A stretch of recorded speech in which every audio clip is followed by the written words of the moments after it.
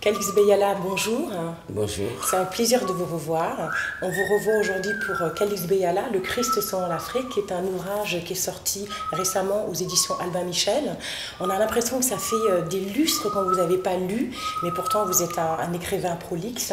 J'ai envie de vous demander dans quel état d'esprit vous étiez quand vous avez écrit ce livre. Est-ce que vous l'avez écrit en Afrique ? Parce qu'il sent, c'est vrai, cette terre africaine. Est-ce que vous avez écrit ici, près de Paris? Dans quel état d'esprit vous étiez? Et qu'est-ce qui vous remuait? Parce que c'est le livre d'une femme qui a beaucoup de choses à dire. Quand j'ai écrit cet ouvrage, l'Afrique venait de vivre des moments, pour moi, assez tragiques. Il y avait eu des événements de Côte d'Ivoire, il y avait eu des événements de Libye, il y avait une instabilité. Et en outre, il y avait une circulation dense des idées et des idéaux. C'est-à-dire que cette situation d'instabilité de la région avait poussé aussi bien l'élite que les peuples africains à se questionner énormément sur les choix politiques, sur l'avenir, sur le choix spirituel. Donc, j'ai baigné au milieu de ces questionnements africains quand j'ai écrit ce livre. Pourquoi? Parce que tout simplement, j'étais impliqué, j'étais triste avec les Africains, j'ai pleuré avec eux, je me suis aussi questionné en même temps qu'eux. Et à un moment donné, il m'a paru évident que le religieux sous-tendait beaucoup de choses, traversait le continent, le remuait, le secouait, l'amenait vers quelque chose d'autre. Et je me suis assise à Paris tout en étant au milieu de tout ce monde et je l'ai écrit ce livre. Alors, vous avez mis le doigt sur, c'est vrai, cette toile de fond qui sous-tend toute votre œuvre. C'est effectivement la religion et plus particulièrement les faux dévots, parce que ce n'est pas l'œuvre de quelqu'un qui est athée qui écrit, mais l'œuvre de quelqu'un qui dénonce effectivement ces faux dévots, qui sont eux qui s'enrichissent alors que l'Afrique et les Africains s'approvisent. Nous avons aujourd'hui, à travers cette Afrique, on parle beaucoup de l'islam, mais on parle pas assez de la poussée des évangélistes. Absolument. Un peu partout en Afrique d'ailleurs. À cela, il faut ajouter peut-être que Douala est juste le parangon de toute l'Afrique. Ce qui se passe à Douala, ça pourrait être ailleurs. Ce qui se passe à Douala se passe à Abidjan, se passe au Congo, au Gabon et partout. Ces prophètes sont devenus vraiment, je dirais, un pouvoir à l'intérieur du pays. Ce n'est pas seulement un pouvoir spirituel. Vous me direz aussi que qui contrôle l'esprit des peuples, contrôle les peuples. Et je crois qu'aujourd'hui, ils ont un plus grand contrôle sur l'avenir du peuple et des continents que les dirigeants politiques. Tellement ils sont influents puisqu'ils sont capables de faire se divorcer les couples, de provoquer des divorces, de provoquer des mariages, de provoquer des naissances, Quand on voit l'emprise qu'ils ont sur ces peuples, on ne peut que s'interroger sur ce qui adviendra.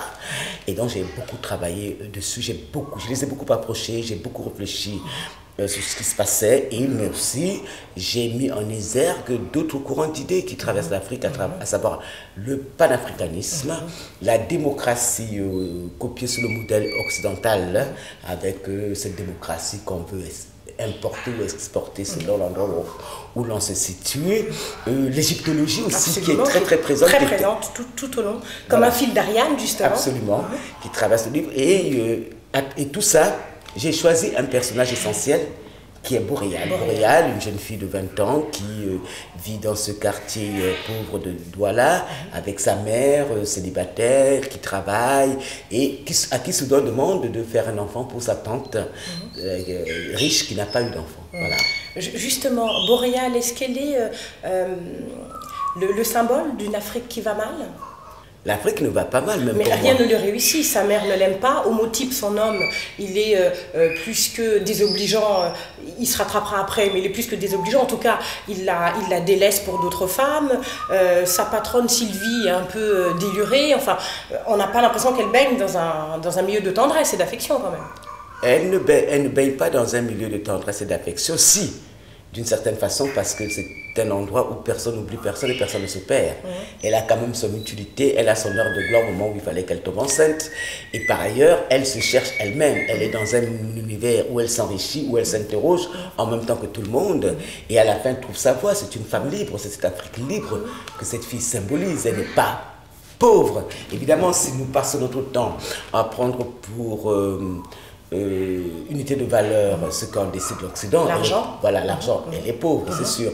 Mais si on se dit le bien-être général, la convivialité... les traditions aussi, parce qu'elle symbolise à la fois les traditions et la modernité. Absolument. Et cette liberté aussi, mais est-ce que c'est pas un leurre pour Boréal, puisqu'elle n'a pas les moyens de sa liberté? Mais si elle en a les moyens, puisqu'elle travaille. Le travail est quand même un outil de libération de la femme extraordinaire. Beaucoup de femmes africaines aujourd'hui quittent leur mari parce qu'elles peuvent travailler, même si elles ne gagnent pas beaucoup d'argent.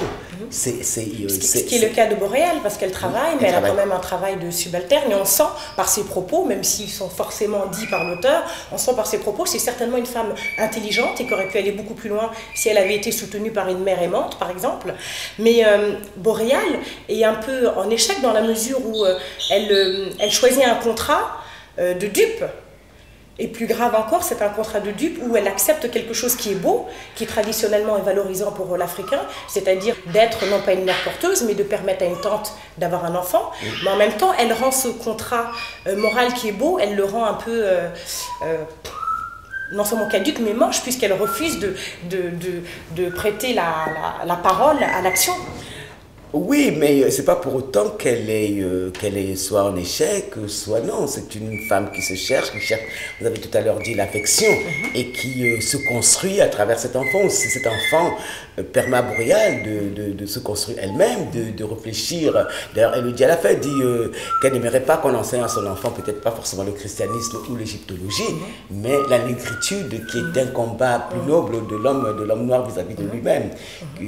Un combat de solitaire, c'est une femme extraordinaire. Moi, je n'ai pas trouvé qu'elle était en échec. Au contraire, l'échec consistait à ce qu'elle obéisse aveuglement aux injonctions familiales. Elle ne l'a pas fait. On l'a obligée à faire cet enfant, certes, mais d'une certaine façon, elle a arraché son destin.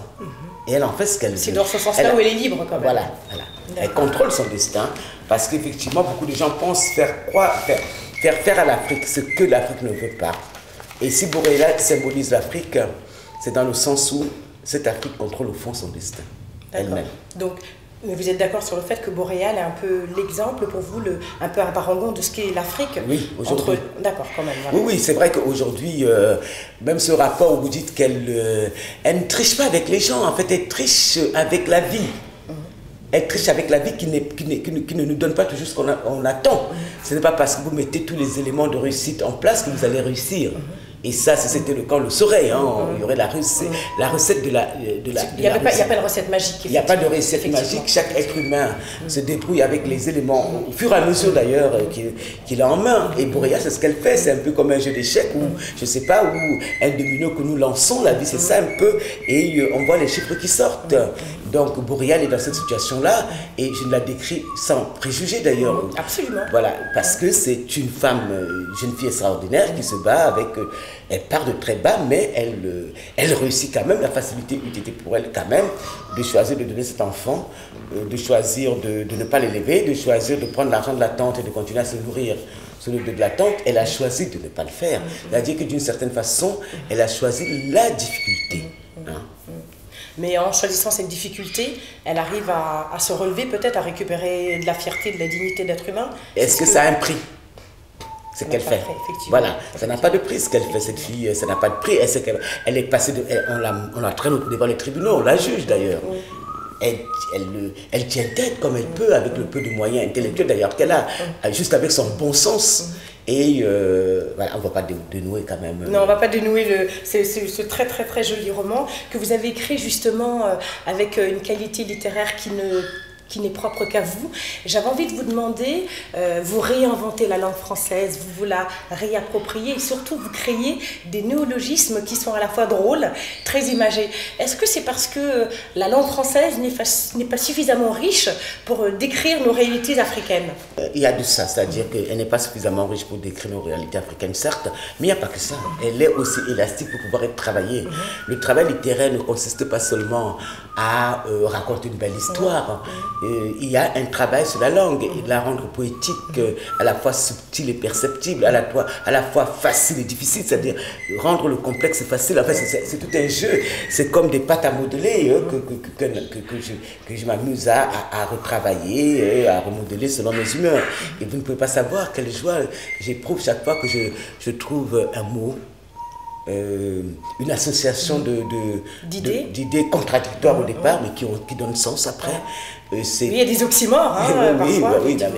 Et j'ai ce plaisir à le faire parce que c'est en fait réellement ça le travail littéraire. Le reste, tout le monde peut raconter l'histoire. Est-ce que c'est ça le plus difficile, justement? Et c'est ça le plus fascinant. Écrire.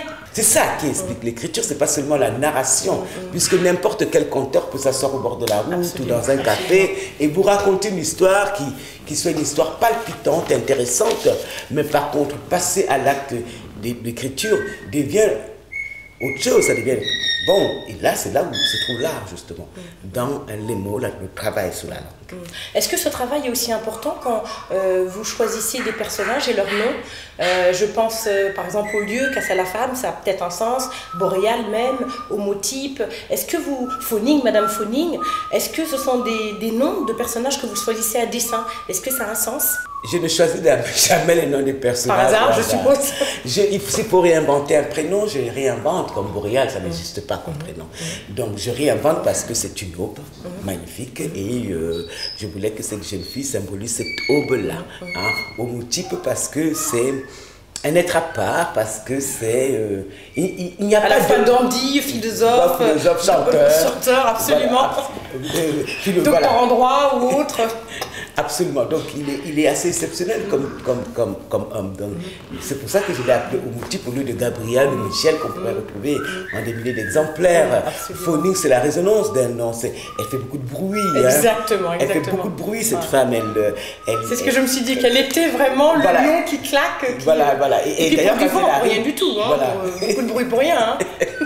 Mais qui est très généreux comme personnage. Absolument. Donc il y a tout ça, oui, effectivement, je fais un travail énorme juste sur les noms des personnages, absolument. Qu'est-ce qui m'a donné envie d'écrire? Je pense que c'est la mort de ma sœur. Je pense que le fait que ma sœur soit morte a boosté quelque chose qui était déjà en moi, qui germait et je n'ai pas eu la prétention de devenir écrivain. Voilà. Mais voilà, je suis devenu écrivain. Vous voyez, c'est un titre même que j'ai du mal à assumer. Oui, parce que je trouve, vous savez, j'admire beaucoup, même sur Internet, des gens qui me disent qu'ils sont écrivains. Et je ne sais pas s'ils comprennent ce que cela signifie, être écrivain. Quand j'étais jeune auteur, mon éditeur m'avait dit, je ne veux pas voir écrit sur ta carte de visite écrivain avant le 6e roman. Ah oui, carrément. Oui. Qu'on n'est pas écrivain avant d'avoir fait au moins 6 romans. Au bout de 6 romans, je n'ai jamais réussi à mettre écrivain sur une carte de visite. Et au bout de 10 romans, je n'ai toujours pas réussi. Peut-être que je suis au 20e, je ne l'ai toujours pas fait. Peut-être que les gens diront un jour que j'ai été écrivain. Je vois ça et là, hein. Moi je les admire, des gens qui ont écrit des fascicules et qui mettent sur leur carte de visite qu'ils sont écrivains. Moi je trouve ça bien. J'aime aussi votre ironie que l'on retrouve dans ce livre. Beaucoup d'ironie, n'est-ce pas? Oui, c'est un peu une arme dont vous aimez vous servir. C'est même pas que j'aime me servir, c'est que je suis comme ça. J'ai toujours eu un côté même vis-à-vis de moi-même assez ironique et sarcastique. Et pour moi, le monde sans le rire ne saurait exister. Sans du recul, même vis-à-vis de soi-même, vis-à-vis de ce qu'on est.